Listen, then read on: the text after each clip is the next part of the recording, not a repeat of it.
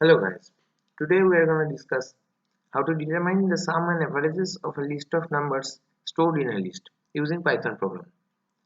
I'm using Windows and the version of my Python software is 3.7.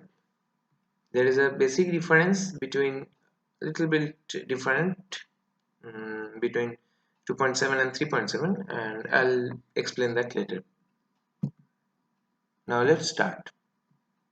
To begin with this, anything you write using this hashtag before starting with this hashtag that will be considered as comment by the system, and that will not be, when you run the program, that will not be read by the system. So it's a very good way to make some small note or anything you might remember, you may want to remember later, uh, in anywhere in your program, and that will not be read by the system. So let's start.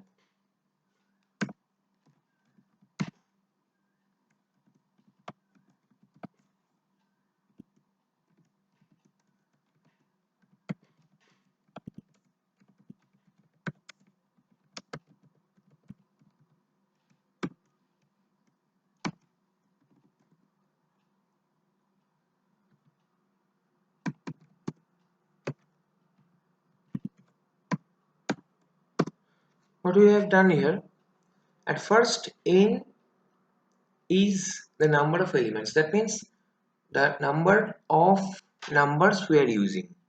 If we are using 5 numbers in the list, then that's the number of elements. So we have to make a list first, we have to input the numbers first into that list, and then we have to find out the average. So we have defined a empty list like this. List A is equal to, these third brackets define an empty list, and a sum is equal to 0. We have defined that, and that will come handy later. Here n will be an integer number, so this input we give to the system, that will always be an integer, so we have to mention that in like this, and the rest will be in a bracket like this. And in here, these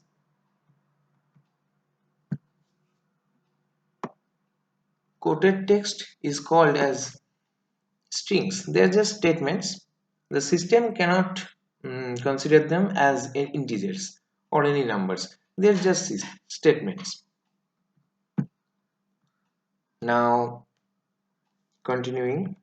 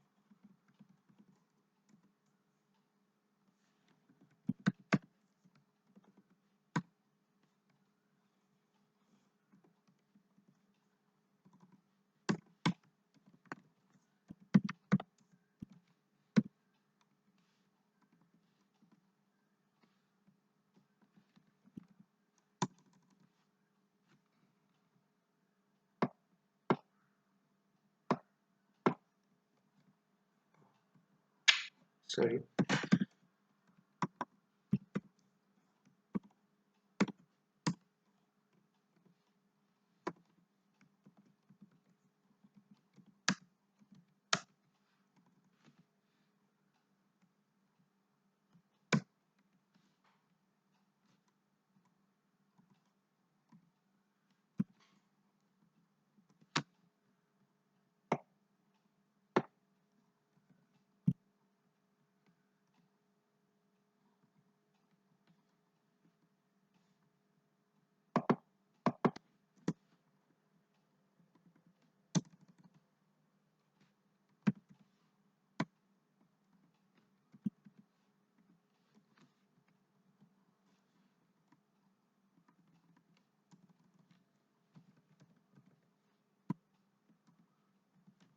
Now the programming is done. So after defining all this, we have used here for loop, and here I is the dummy index, and this for loop will repeat itself n times. That means this I will start from 0 and it will go to n minus 1th term. That means if we are thinking about 5 numbers, 5 elements, then one thing I have to tell that what we consider as the first element, the system considers it as the 0th term. What is the second term to us? To the system, that is the first term. So in here I will start from 0. That means if we give 5 as the first element, then 5 will be the 0th term to the system. So, and if we want 5 numbers to give, then n will be n is equal to 5, and the I will repeat from 0 to 4, 0 1 2 3 4, like that. So ultimately 5 times. So x is equal to float, input, enter the number, and in here we can input anything like even fractional numbers. So if that is the case, then we have to give the float here, and the rest will be in this bracket, inside this bracket. So after that we append the numbers into the empty list, like a dot append x, like this, using this command, and a sum at the same time a sum turns, we have defined a sum is equal to 0 primarily, and for each number we give, a sum turns like the previous number plus the new number. Like if the first term is 5, then a sum will be, after the first for loop, the a sum will be 0 plus 5 is equal to 5.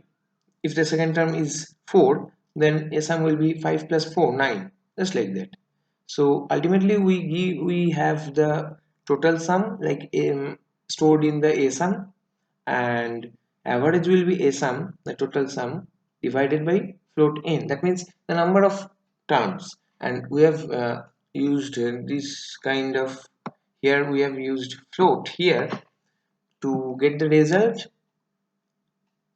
in, even the result is in fractional form, we get the result to the exact decimal places.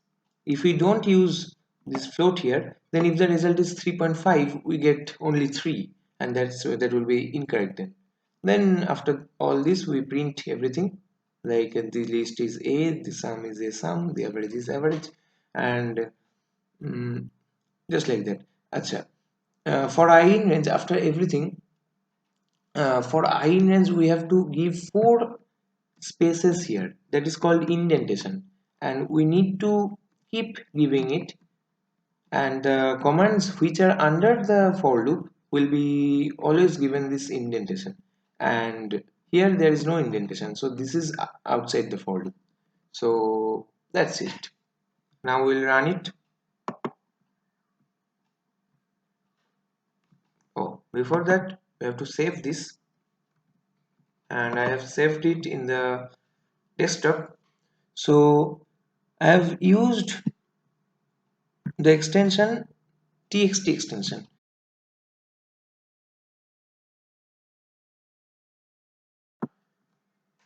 You can use the .py extension files, as every Python file has that extension, .py, that will surely support in your PC.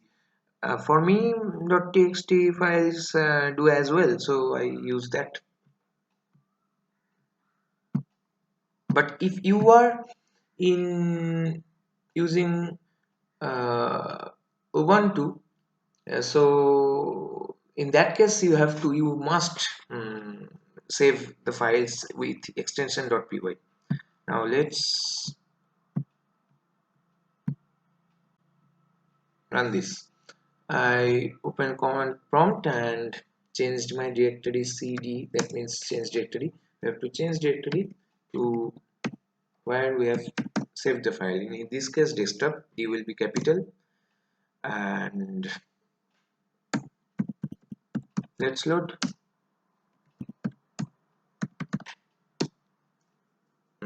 For the first time, let's take 4 elements like that, and let's repeat once again.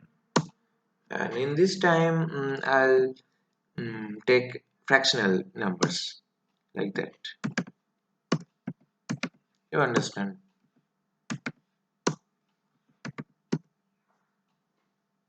So that's this, and the results are just fine, correct answers, and I hope you understood this. So if there is any question, any confusion, you feel free to comment underneath, and if you like the video, then give it a thumbs up, and for more videos like this, keep subscribe to my channel.